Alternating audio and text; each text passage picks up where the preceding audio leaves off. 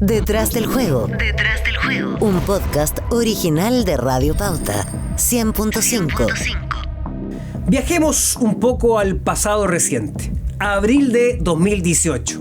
En nuestro país, las ciudades de La Serena y Coquimbo recibieron la 7ª edición de la Copa América Femenina. ¿Se acuerdan? Fue todo un fenómeno. En la cancha, la selección chilena tuvo una destacadísima actuación consiguiendo el vicecampeonato continental, que significó una histórica doble clasificación al Mundial Femenino de 2019 en Francia y los Juegos Olímpicos de Tokio. Pero no fue solo eso. El impacto del torneo marcó un antes y un después en la valoración del fútbol femenino en Chile. Un verdadero hito. Los estadios lucieron llenos espectaculares, inesperados, y el canal abierto que transmitió el campeonato disfrutó de altísimas sintonías, sorprendiendo incluso a los mismos ejecutivos que meses antes aceptaron el desafío de, entre comillas, probar con este producto televisivo, alterando la parrilla programática. Dicho sea de paso, los derechos de transmisión fueron entonces entregados de manera gratuita por parte de la Federación de Fútbol de Chile. Negocio redondo. Hubo un boom, recepción del equipo en el Palacio de la Moneda y múltiples promesas de impulsar leyes y programas de apoyo para el desarrollo efectivo del fútbol femenino.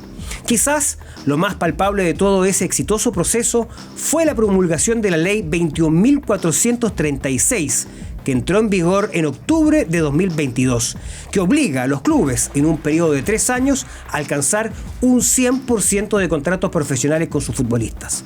Esta meta debiera cumplirse en 2025. En medio de la crisis económica que atraviesa y aqueja a varias instituciones, surge la pregunta si este objetivo podrá ser alcanzado y también conocer de primera fuente si las organizaciones deportivas del país han estado a la altura del compromiso que públicamente adquirieron a través de la ANFP. Para hablar de este tema nos visita hoy Camila García, exjugadora de la Universidad de Chile y Audax Italiano, directora desde hace 8 años de la Asociación Nacional de Jugadoras de Fútbol Femenino y, por si fuera poco, vicepresidenta de FIFPro, el Sindicato Mundial de Futbolistas Profesionales. Quizás la dirigente chilena en la actualidad de más alto rango a nivel mundial en la industria del fútbol. Camila, gracias por estar con nosotros en Detrás del Juego. Gracias a ti, qué tremenda invitación y gracias por esa amable introducción. Camila, bueno, primero quiero saber si estás de acuerdo con que la Copa América 2019 fue un hito que puede marcar quizá un momento importante para el impulso del fútbol femenino. Sí, sin duda fue un hito tremendo, como decís tú, fue un poco inesperado de parte de quienes tomaban las decisiones en ese momento. Nosotros empujamos porque se diera ese campeonato en Chile, sabíamos lo que puede generar, digamos, en la afición tener un campeonato en nuestro país, ocupando los estadios, siendo televisado, etcétera. Finalmente propusimos esa idea a la federación, resultó. Y ¿esa fue la idea original o era quizá un poco más ambiciosa? La verdad, nosotros habíamos propuesto que trajéramos el Mundial Femenino a Chile. El adulto femenino. ¿Y por qué? Porque el Mundial Femenino, un poco de historia, se viene haciendo oficialmente desde los 90, a diferencia del masculino. Pero nunca se había hecho en Sudamérica, siendo la región más futbolizada. Entonces dijimos, qué tremendo argumento que traigamos la Copa a la región. Planteamos esta idea y todo, y finalmente fue, bueno, no trajimos el Mundial, pero trajimos la Copa América. Y como decís tú, creo que cuando hubo un intento de ofrecer esos derechos de televisión a distintos medios, se entregaron de manera gratuita, lo cual en ese momento para nosotros nos parecía muy injusto que hayan sido de manera gratuita, pero bueno, era lo que había en ese momento, era la visión que había en ese momento de quienes tomaban las decisiones, y creo que tú estabas de comentarista. Sí, me tocó la conducción de esas transmisiones en televisión en ese momento, claro. Lo interesante fue que, bueno, yo vi en persona lo que generó en la gente, los niños, niñas, como que era un fenómeno, estaba detenido el norte por este evento, y los números que pasaron después fue el evento más exitoso de Chilevisión después del Festival de Viña. Entonces, así es, te das cuenta de que cuando hay un espacio de visibilización hay interés. Entonces yo creo que eso generó no solo como en la gente que pudo estar en el estadio, sino que marcó como un cambio de switch en la gente de la federación, en los medios. No sé si qué te pasó a ti cuando... No, por supuesto. No, doy fe de la altísima sintonía, inesperada, por supuesto, sorpresiva, una buena noticia, estadios llenos, el interés del público desbordado. No sé si tú puedes darle cena, pero me acuerdo perfectamente que los primeros partidos era como... veías un par de publicidad y al final en los últimos partidos estaba lleno de auspiciadores, de etcétera, que era como evidentemente había un muy buen ranking. Simplemente para confirmar tu afirmación, porque me tocó estar allí en esas transmisiones, el primer partido prácticamente sin publicidad, ni siquiera los lecheros publicitarios no estaban vendidos, no había interés, no había despertado ese interés. Ya el segundo partido fue totalmente distinto y la fase final ya no había espacio donde colocar, publicidad. Por lo tanto, efectivamente fue un fenómeno. Pero la pregunta, Camila, es, ¿crees que en Chile se aprovechó ese hito, se aprovechó ese impulso? En ese momento yo diría que sí. Había una dirigencia que tomó esto como parte del brillo que se le da a la gestión de ese momento, y se hizo un proceso serio que en el fondo decantó que las jugadoras de la selección clasificaran al Mundial. Eso también fue un tremendo hito que para las jugadoras de experiencia, primera vez que pasaba. Pero siento que después del Mundial también ha habido ahí como un declive, o sea, de parte de la federación en cuanto se invierte en el manejo de la selección, y creo que es algo que es un desafío que todavía tenemos pendiente de desarrollar a largo plazo. Es difícil, siempre decimos como, bueno, cuando te vaya bien, ahí invierto. Es como... Y vemos, por ejemplo, selecciones de Estados Unidos que les daban ese argumento y eran las mejores del mundo, y aún así les decían, bueno, cuando te vaya mejor igualamos las condiciones. Entonces, la idea es tratar de invertir para que en 10 años tengamos algo muchísimo mejor de lo que tenemos hoy día. El próximo año nos jugamos todo en la Copa América. Yo no sé si la gente magnifica todo lo que nos jugamos en la Copa América el próximo año. Entonces, ¿qué nos jugamos? A ver, Camila. Nos jugamos todos los clasificatorios de todos, los clasificatorios del Mundial, los clasificaciones a los Juegos Olímpicos. Entonces es muy importante el rendimiento que tengamos en ese campeonato. Funciona distinto al fútbol masculino. Nosotros no tenemos clasificatorios como el masculino, que tú no veas la selección chilena siempre en Chile, va, vuelve, se juega de visita, de local. Acá hay un campeonato que dura un mes y todos los equipos se juegan la vida. Claro, absolutamente. Nosotros estamos también peleando un poco a nivel internacional para que ese formato clasificatorio cambie, porque en el fondo aquellas selecciones que no clasifican en ese proceso, el incentivo de las federaciones de mantenerlas activas e invertir es muy bajo. Entonces, por eso como... Finalmente todo termina siendo un tema de costo, ¿no? Que fue lo que le pasó ahora a la selección. O sea, si no clasificó Australia o Nueva Zelanda, el incentivo de mantenerla al mejor nivel, con los mejores rivales, etcétera, decae porque tú no tienes alguna competencia relativamente luego para tú poder prepararte. Entonces claro, hay que mejorar ahí un poco los incentivos. A propósito del hito, yo recordaba el momento en que, bueno, una generación dorada, además de la selección femenina de Chile, con Cristian Heller a la cabeza, pero también otras grandes futbolistas que han salido a jugar fuera de nuestro país, significó la promulgación de esta ley, de la profesionalización del fútbol femenino, sí. Y que ya el próximo año obliga a los clubes a tener el 100% de los contratos profesionales. ¿Ustedes tienen un catastro de cómo va eso?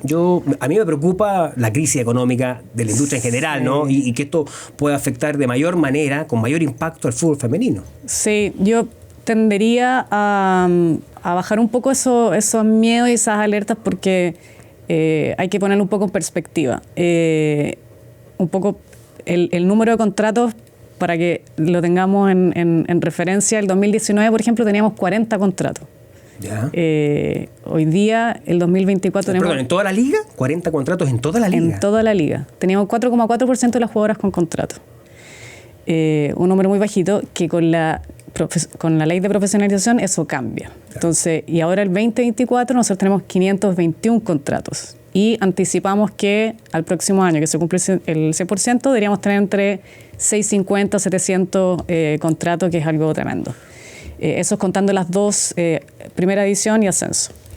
Pero lamentablemente todavía tenemos a la mayoría de las jugadoras con sueldo mínimo. Entonces, porque esa es la otra mirada, porque una cosa es que estén contratadas, pero digamos, la cantidad de dinero que dedican los clubes es menor. Es menor. Obviamente los clubes más grandes tienden a tener... ¿Puedes repetir el dato? ¿De cuántos sueldos mínimos estamos hablando? ¿De ese porcentaje? No te puedo decir cuántos sueldos mínimos tenemos, pero la mayoría son por sueldo mínimo. Y eso obviamente se traslada a que, sí te puedo dar el dato, que el 19% de las jugadoras en Chile se dedica exclusivamente a jugar. 1 de cada 5 solo se dedica a jugar fútbol y todo el resto tiene doble o triple jornada laboral. Entonces tienen que compensar ese salario mínimo con otras actividades. Y esas otras actividades suelen ser actividades que le permitan cierta flexibilidad para ellas poder seguir entrenando.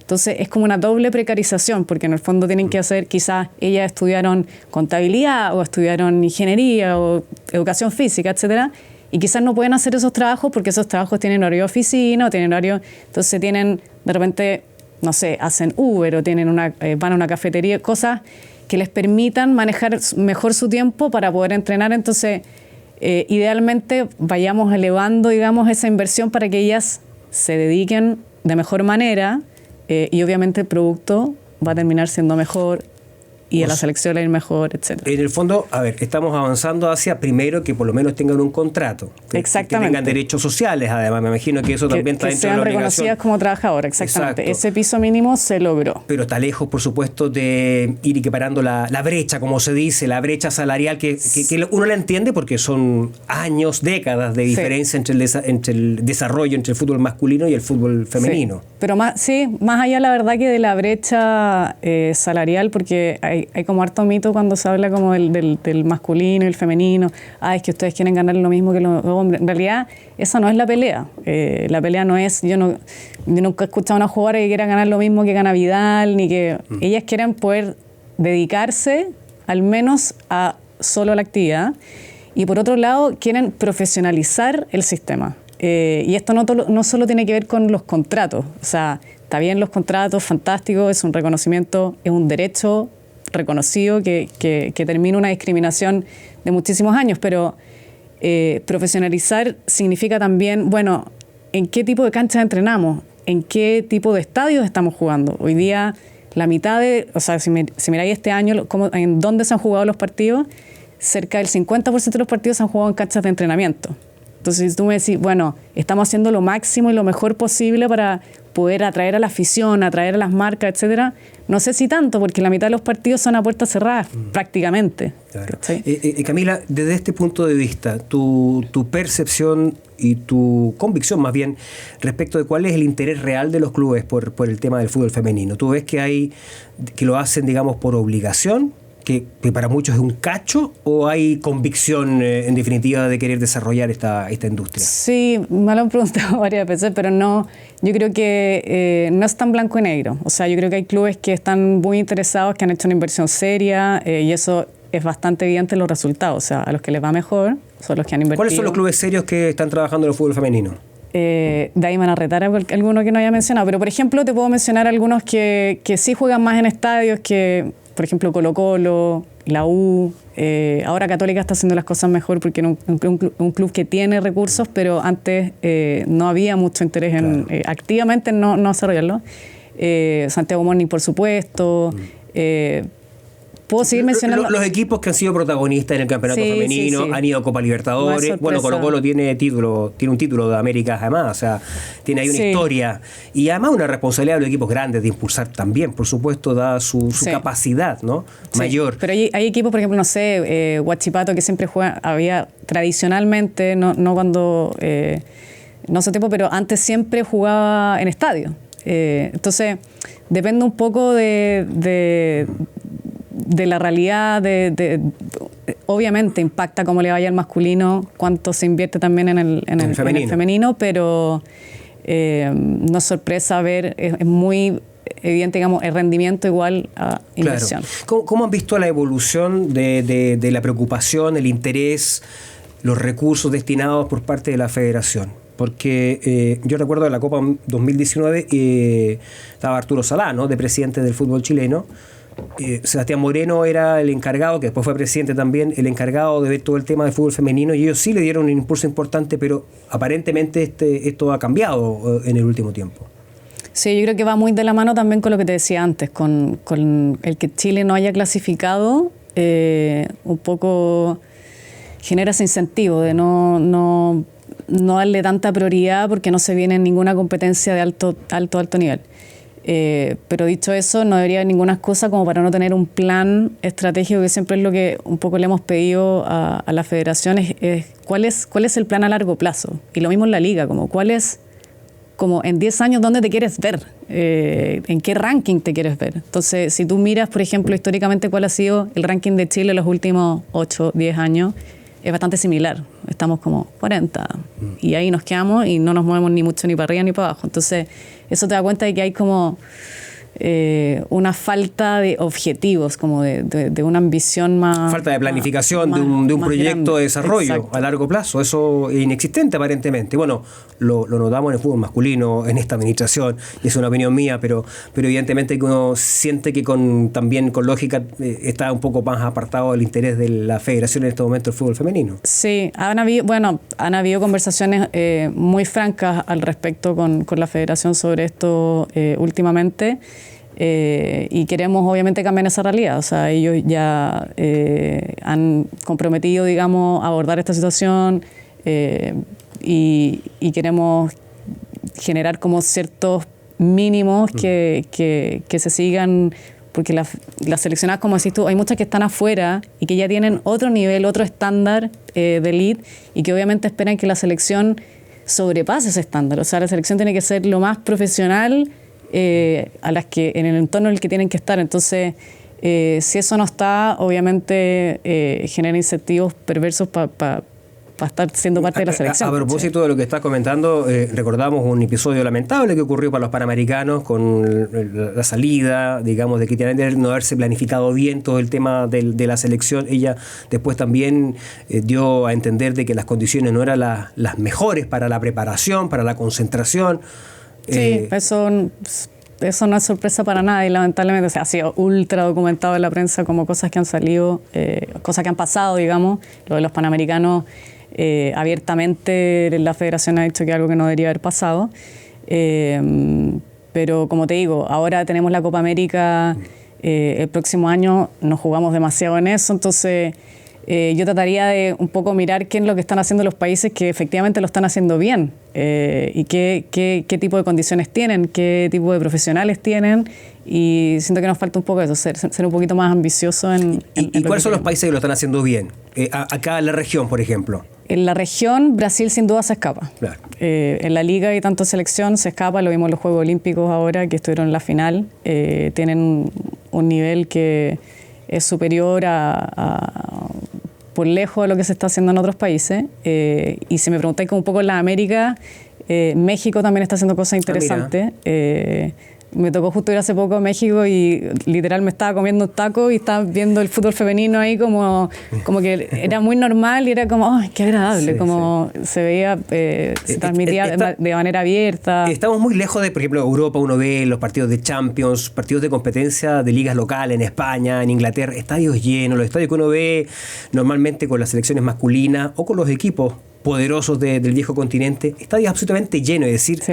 Esa barrera de desmitificar, de que efectivamente no genera interés, está rota hace rato. Sí, pero pareciera que fuera como una discusión que como que no tiene término, como que siempre se renueva. Es como, bueno, es que en realidad lo que genera interés es solo la selección. Y después un partido de la Liga le va muy bien, es como, no, es que solamente es Colo-Colo y la U, por decirte algo, claro. o el Real Madrid y el Barcelona, y después le va bien al Atlético con el no sé qué. Sí. No, pero como que siempre hay un argumento para bajarle el perfil. Exacto, pero no, me encantaría, tuve el honor de ir a la final de la Champions en el Athletic y el ambiente era increíble, claro. Pero es muy difícil, como me encantaría llevar a todos los dirigentes, como a todos los de las marcas, para que vieran que esto realmente existe, claro. Sucede, te morís la cantidad de niños, papás, mujeres de todas las edades, disfrutan, y es un deporte que atrae, o sea, la plataforma que tiene el femenino y la estructura que tiene el femenino ya la quisiera otro deporte como que pudiera utilizarla, porque nosotros ya tenemos una plataforma en la que, en el fondo, ampliarnos. Solamente hay que ampliar la torta ahora para todos y no que, en el fondo, algunos clubes nomás inviertan, sino que sea algo, por eso digo lo del plan estratégico, que todos, en el fondo, inviertan para que esto sea beneficioso. Estás escuchando un podcast original de Radio Pauta, 100.5. Me quedó claro que no es una demanda que salga de la dirigencia de la Asociación Nacional de Futbolistas, digamos, del sindicato de futbolistas femenino, esto de acortar de manera abrumadora la brecha salarial. Pero es importante tener cifras, Camila. Por ejemplo, tú nos decías que la mayoría de los contratos en Chile son sueldos mínimos. ¿Cuál es el sueldo top acá en Chile, si tenemos que hablar de cifras? No podría decirte cuál es el top porque son contratos confidenciales. No, claro, pero sin dar nombres de jugadoras específicas, sino de cifras. Yo creo que se acerca, así como para hacerte un paralelo, yo diría que se acerca como a lo que sería la segunda masculina. Esos son como las cifras 2 o más 3 millones altas, de pesos, por más ahí. o menos. Es un sueldo top para el fútbol femenino. Yo diría, por ahí. Claro, exacto. O sea, pero son... lejos, por supuesto, y es normal, claro, uno entiende que es lo que son digamos, los ejemplos menores, digamos, en menor cantidad, sí. Muy específico. Sí, todavía. Y claro, obviamente que eso no es lo más, digo, urgente para usted, el tema de la brecha, porque se habla mucho también esto, y quizás se confunde también, por eso te lo pregunto, porque uno ve, por ejemplo, la discusión que se provoca en redes sociales. Y los hinchas dicen, bueno, ¿cómo pueden aspirar a ganar exactamente lo mismo que los hombres? Porque hay una diferencia en años, en décadas de desarrollo de una industria con otra. Sí, se confunden las discusiones y como los objetivos realmente de nuevo, la profesionalización no termina en los contratos, no se logró los contratos, pero lo que nos gustaría ver es una profesionalización del ecosistema. Y eso quiere decir es emplazar, no sé, cómo se cubren los partidos, porque tú que trabajas en medios, no es lo mismo un partido con una cámara acá que con 3 cámaras donde claro. Porque si no se ve, o sea, si me preguntáis técnicamente, le podéis preguntar a cualquiera, se ve muy lento un partido. Se ve pobre, derechamente. De hombre se ve fome. Claro, o sea, sí, es verdad. pero si tenéis distintos ángulos, cerca, lejos, la jugada, cuando es distinto como uno empaqueta cualquier producto. Claro. Entonces, esto también es importante. Entonces, pero ahí hace falta gestión. Falta gestión e inversión.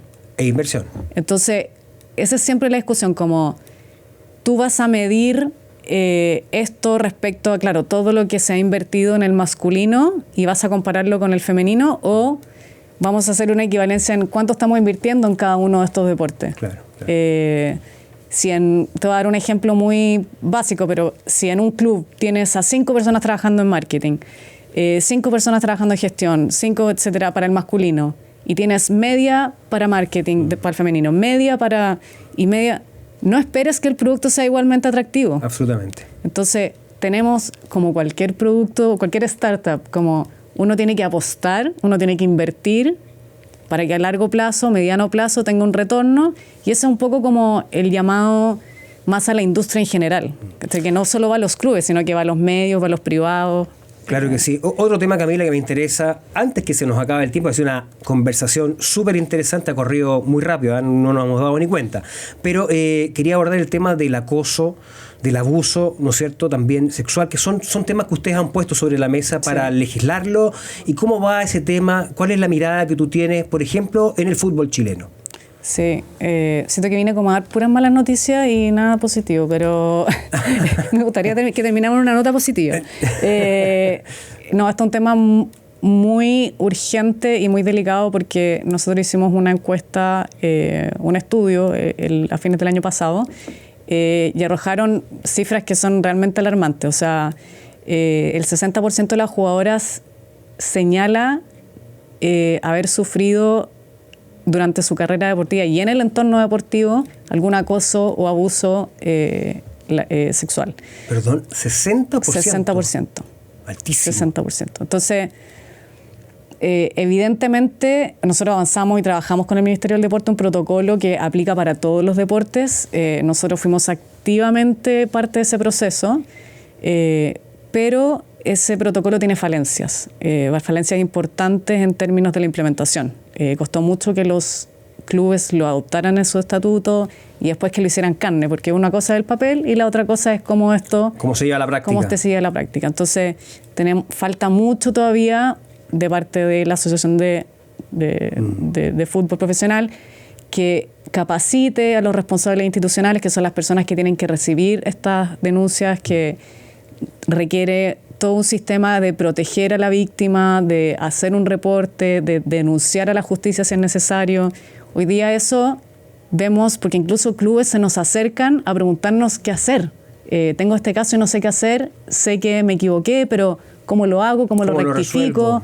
Y también nosotros tenemos que hacer un trabajo ahí como de capacitación, pero evidentemente hay una brecha gigantesca en lo que aparece en el papel y lo que efectivamente se ve en la realidad. Es una cifra increíble, yo de verdad me sorprendo, 60% sí, cada vez que la digo me duele la guata. Sí, terrible, terrible. Y de ese 60%, ¿ustedes tienen cifras de cuántos casos hay judicializados? O sea, denuncias ante, me imagino, la justicia.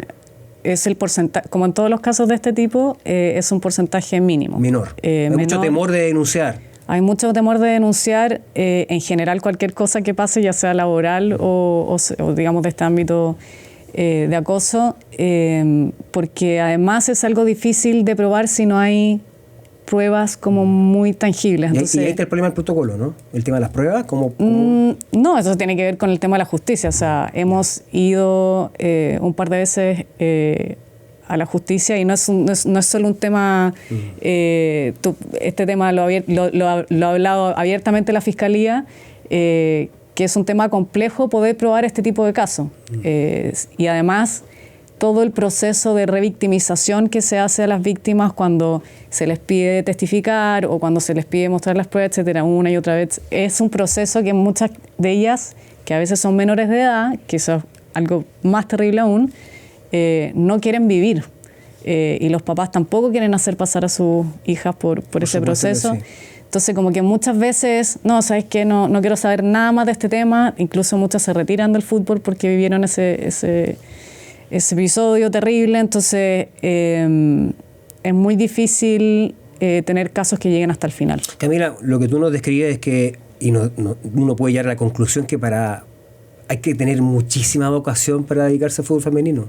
Yo a mis amigas que siguen jugando, yo les hago un altar porque de verdad que es súper difícil mantenerse como con ese espíritu competitivo y todo frente a un ambiente que es bastante precario, pero y ahí como tratando de avanzar en la nota positiva, lo que te decía antes, o sea, el 2019 teníamos 40 contratos y ahora vamos a pasar a cerca de 700, entonces la realidad ha cambiado y te doy el ejemplo mío como sin ser autorreferente, pero yo me retiré en parte dentro de los motivos porque yo no podía mantenerme y ser independiente o soñar con ser futbolista y poder vivir de eso.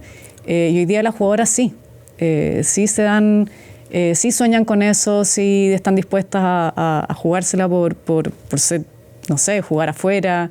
En mi época, que no soy tan mayor, pero en un periodo súper breve hemos podido avanzar muchísimo. Entonces, creo que hay que seguir con Hay que mirar de manera optimista. Y a propósito, sí. Camila, no se me puede quedar en el tintero esta pregunta. Eres vicepresidenta de FIFPro, del Sindicato Mundial de Futbolistas. O sea, estás en la directiva que se codea en las negociaciones con Gianni Infantino, con todo ese tipo de personajes. ¿Cómo llegaste ahí? Yo mi carrera profesional la he hecho mayoritariamente como en la diplomacia chilena, la verdad. Yo estudié ciencia política, trabajé muchos años en Cancillería y en paralelo en la asociación armando esto y en la parte como más política y medio como que se juntaron los mundos, el mundo como de las relaciones internacionales y el mundo deportivo. Y cuando armamos la asociación, yo por interés personal, motivación, fue como, bueno, tampoco inventemos la rueda, veamos qué está haciendo el mundo respecto a esto. Claro. Y ahí empecé a averiguar y llegué que existía este organismo internacional que agrupaba a los sindicatos. Y justo se dio en un momento en el que habían decidido, un par de años antes, empezar a representar también al fútbol profesional femenino a nivel internacional. Y con ello cambiaron los estatutos y 2 mujeres iban a componer el El directorio. Y eres vicepresidenta nada menos. Y ahí me propusieron, me eligieron. ¿Y cómo ha sido esa experiencia de codearse con los capos di tutti del fútbol mundial? Muy interesante. No, aprendió muchísimo. Lo bueno era que yo, como te decía, venía de este mundillo como diplomático donde también me tocó... Hay que tener mucha diplomacia, es verdad. Sí, me había tocado trabajar también con autoridades, ministros, presidente, etcétera. Entonces, tampoco me era tan ajeno como a estas figuras que como son... como muy influyentes y obviamente hay muchos recursos de por medio, entonces también hay intereses potentes.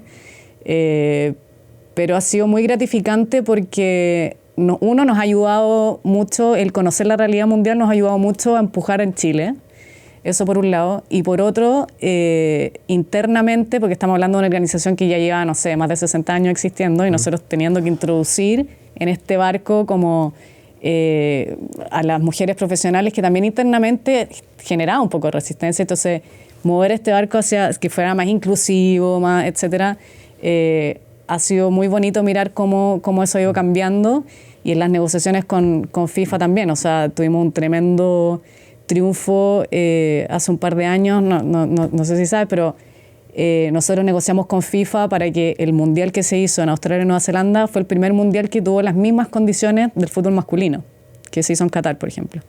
Y para que tengan referencia, en ese momento los premios del femenino respecto al masculino eran 40 millones de dólares para las mujeres y 400 millones de dólares para los hombres en repartición de premios. Claro. Y nosotros negociamos que se encaminara hacia la igualdad. En Australia y Nueva Zelanda se aumentó de eso a 150 millones de dólares y hay un compromiso de Gianni Infantino de avanzar hacia la full igualdad en el próximo ciclo. Entonces, los derechos televisivos también fueron tema. Me acuerdo, en algún momento la FIFA desestimó oferta porque era muy baja y quería que por lo menos estuvieran un poquito más a la altura y en referencia con lo que se pagan con el masculino. Sí, porque antes lo que pasaba era que se vendían como paquete.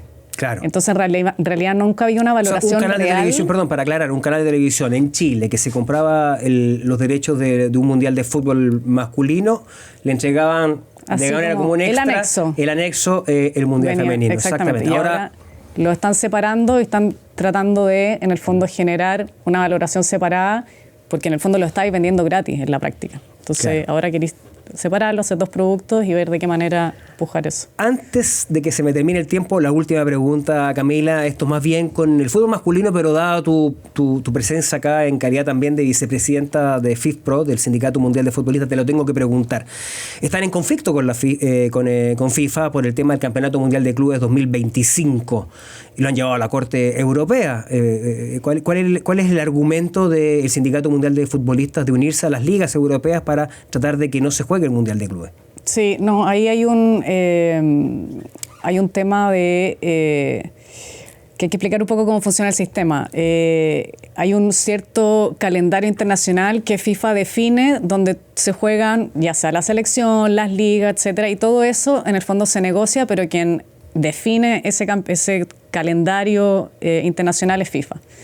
Y el tema de seguir sumando campeonatos y torneos en ese calendario llega a un punto que los principales clubes, Barcelona, Real Madrid, Chelsea, los que están siempre en la Champions, claro, etcétera, llega a un punto que la saturación de partidos a nuestro parecer, al parecer de los jugadores, es insostenible. O sea, si tú escuchas entrevistas de Modric, de Mbappé, dicen: no puedo más, o sea, no puedo seguir elevando mi juego porque estoy reventado. Entonces, nuestra demanda viene a raíz de que llevamos un proceso de negociación y de conversaciones con FIFA hace más de 4 años, que no ha llegado a ninguna parte, lamentablemente, y que no nos quedó otra alternativa que avanzar en esta demanda para proteger la integridad física de los jugadores. Que son los clubes que seguramente van a participar, porque yo creo que si tú le preguntas a los futbolistas sudamericanos, por ejemplo, les interesa ir porque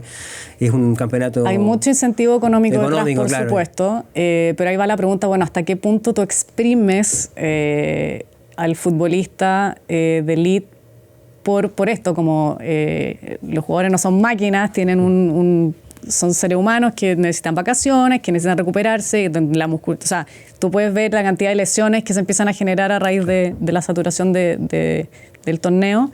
Y yo entiendo, obviamente, te decía, somos un organismo internacional que tiene que velar por intereses tanto europeos como sudamericanos, etcétera.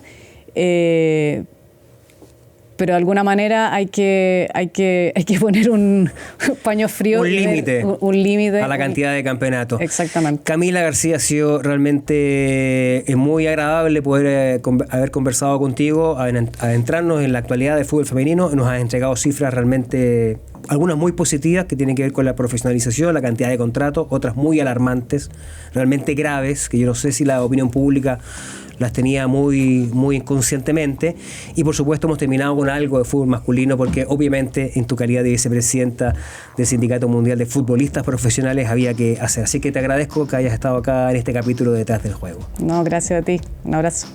Y a ustedes, agradecerles por supuesto que hayan estado escuchando esta conversación, agradecerles la cantidad de comentarios que nos hacen en cada uno de los capítulos e invitarlos a que escuchen los que están ya disponibles en nuestras plataformas de Radio Pauta. Nosotros nos reencontramos en un siguiente capítulo de Detrás del Juego. Detrás del Juego. Detrás del Juego. Un podcast original de Radio Pauta 100.5.